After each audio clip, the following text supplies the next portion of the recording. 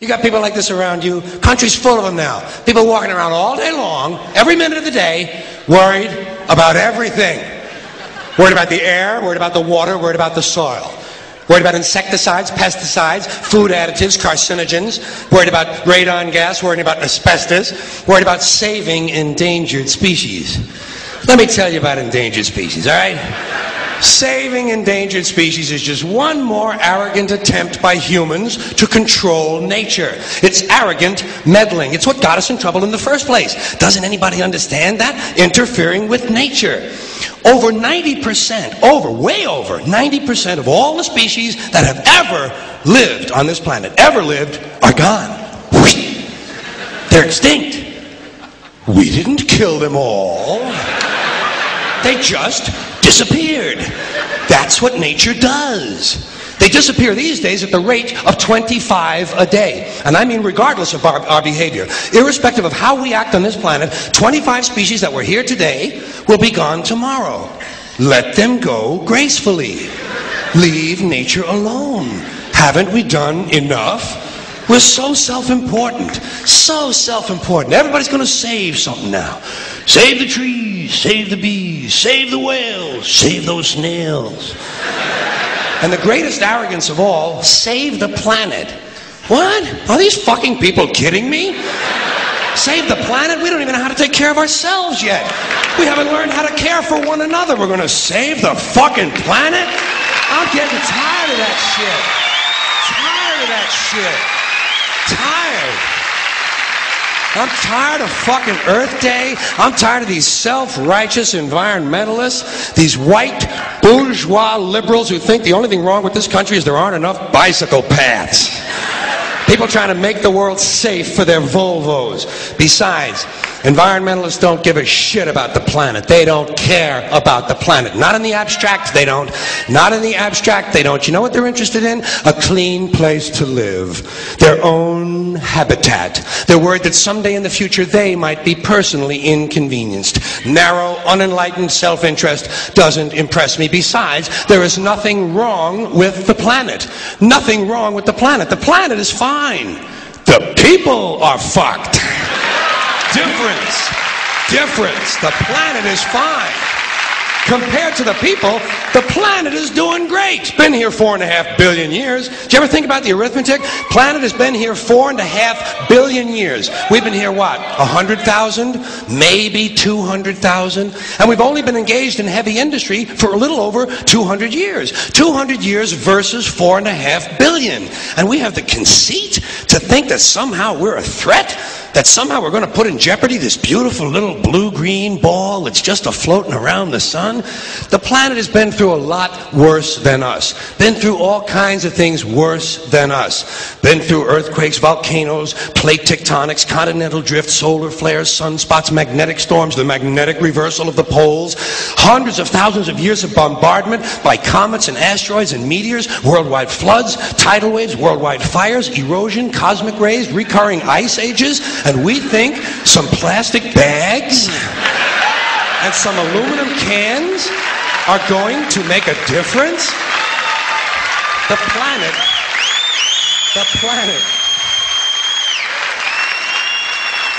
planet isn't going anywhere. We are. We're going away. Pack your shit, folks. We're going away. And we won't leave much of a trace either. Thank God for that. Maybe a little styrofoam. Maybe. Little styrofoam. Planet will be here and we'll be long gone. Just another failed mutation. Just another closed-end biological mistake. An evolutionary cul-de-sac. The planet will shake us off like a bad case of fleas. A surface nuisance. You want to know how the planet's doing? Ask those people at Pompeii who are frozen into position from volcanic ash how the planet's doing.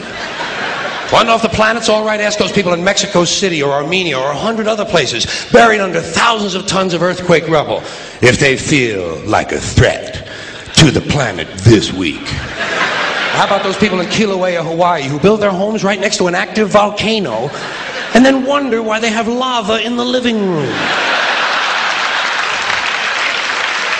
The planet will be here for a long, long, long time after we're gone, and it will heal itself, it will cleanse itself, because that's what it does. It's a self-correcting system. The air and the water will recover, the earth will be renewed, and if it's true that plastic is not degradable, well, the planet will simply incorporate plastic into a new paradigm, the earth plus plastic.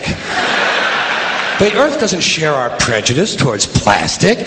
Plastic came out of the earth. The earth probably sees plastic as just another one of its children. Could be the only reason the earth allowed us to be spawned from it in the first place. It wanted plastic for itself. Didn't know how to make it. Needed us. Could be the answer to our age-old philosophical question, why are we here? Plastic. Assholes. So, the plastic is here, our job is done, we can be phased out now, and I think that's really started already, don't you? I mean, to be fair, the planet probably sees us as a mild threat, something to be dealt with, and I'm sure the planet will defend itself in the manner of a large organism, like a beehive or an ant colony can muster a defense. I'm sure the planet will think of something. What would you do if you were the planet trying to defend against this pesky, troublesome species? Let's see, what might... viruses. Viruses might be good. They seem vulnerable to viruses. And viruses are tricky, always mutating and forming new strains whenever a vaccine is developed. Perhaps this first virus could be one that compromises the immune system of these creatures. Perhaps a human immunodeficiency virus, making them vulnerable to all sorts of other diseases and infections that might come along.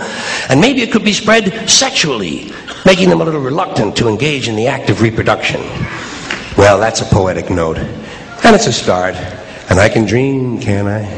See, I don't worry about the little things. Bees, trees, whales, snails. I think we're part of a greater wisdom than we will ever understand.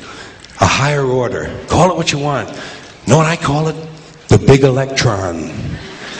The big electron. Whoa. Whoa. Whoa. It doesn't punish. It doesn't reward. It doesn't judge at all. It just is. And so are we. For a little while. Thanks for being here with me for a little while tonight. Thank you. Thank you very much.